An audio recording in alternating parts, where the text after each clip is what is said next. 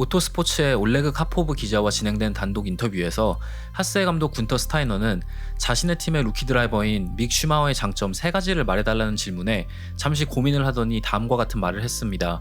높은 집중력, 성실함, 그리고 똑똑하다. 슈마허에 대한 재미있는 사실 중 하나는 그는 레이스 주말에 중간중간 남는 시간을 체스를 두면서 보낸다고 합니다. 그리고 그와 체스를 두는 사람은 카이 슈넵카라는 독일 라이프치히 출신의 물리치료사로서 믹 슈마허의 아버지인 미하엘 혹은 마이클 슈마허의 커리어 후반 물리치료를 담당했던 사람이라고 합니다. 이에 대해 믹 슈마허는 난 그렇게 체스를 잘 두는 건 아니지만 보통 카이를 상대로는 이긴다. 그냥 내가 즐기는 취미생활일 뿐이다 라고 했습니다. 체스 말고는 백게먼이라든지 아니면 다른 카드 게임들도 준비되어 있다. 이런 게임들을 통해서 집중력을 높이고 긴장을 늦추지 않는 데 도움이 된다. 레이스 주말에 다가오는 많은 일들, 레이스뿐만 아니라 우리 팀이 나에게 요구하는 것들에 대해서 정신적으로 준비하기 위함이다. 찾아오는 기회들을 내가 준비가 되지 않아서 놓치는 일이 일어나면 안 된다 라고 추가적인 대답을 덧붙였습니다.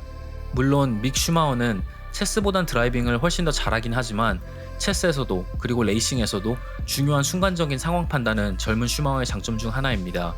노련한 체스 플레이어들은 판이 준비가 되어 있지 않은 상황에서 성급하게 먼저 공격하지 않습니다.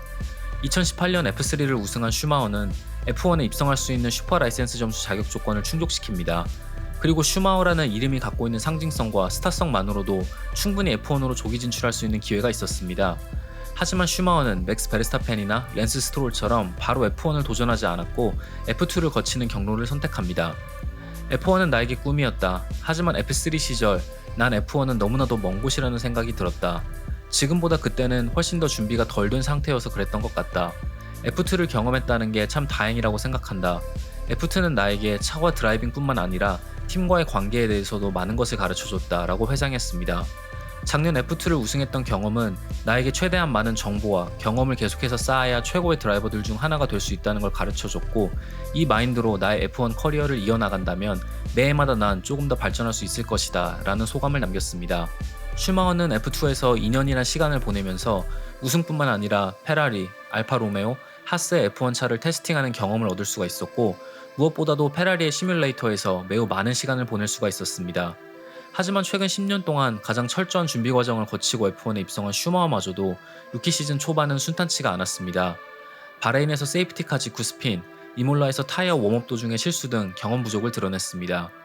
이에 대해 군터 스타이너는 요즘 젊은 드라이버들은 F3와 F2를 경험하면 F1에서 달릴 준비가 충분히 되어 있다.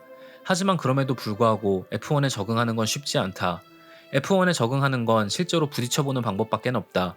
F1 차를 테스트 드라이브 하거나 시뮬레이터를 경험할 수는 있지만 F1을 책으로 배울 순 없고 실제로 F1의 레이스 주말을 경험하면서 레이스의 중압감을 느끼는 방법밖에는 없다. 우리가 그를 F1 학교로 보낼 수도 없는 노릇이고 F1의 첫 레이스는 준비 운동 없이 차가운 물에 뛰어드는 것과 같다. 갑자기 50명이나 되는 사람들이 오도와 작전을 내리고 있고 이에 적응하는 건 쉽지가 않을 것이다 라는 말을 했습니다.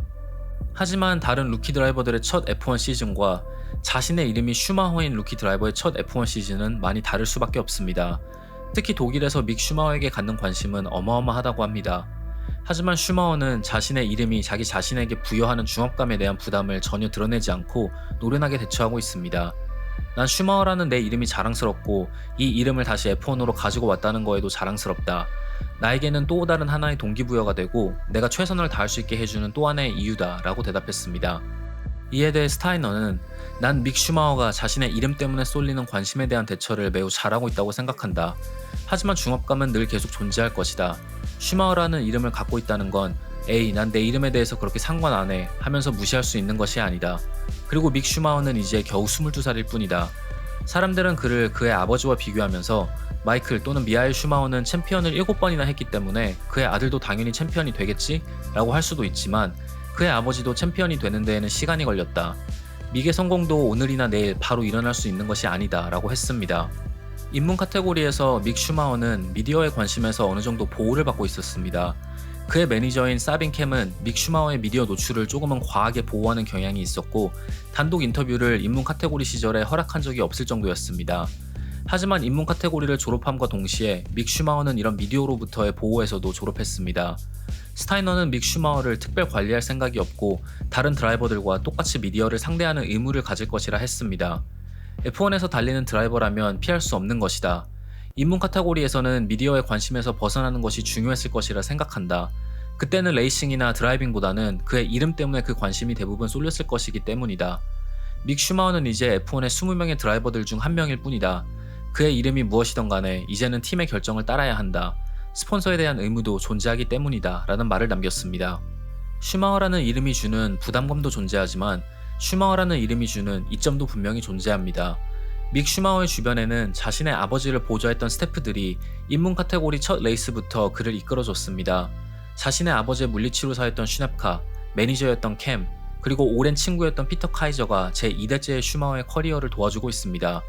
또한 하스의 테크니컬 디렉터인 사이먼 레스타, 테크니션들인 마우리지오 바비에리와 레오나르도 디비아시 또한 선대 슈마허의 전성기를 옆에서 같이 보는 스태프들입니다. 스타이너가 꼽은 슈마허의 또 다른 장점은 믹 슈마허는 사람들을 어떻게 대해야 하는지 너무나 잘 알고 있다. 그가 영리하고 똑똑하다는 걸 다시 한번 알 수 있다.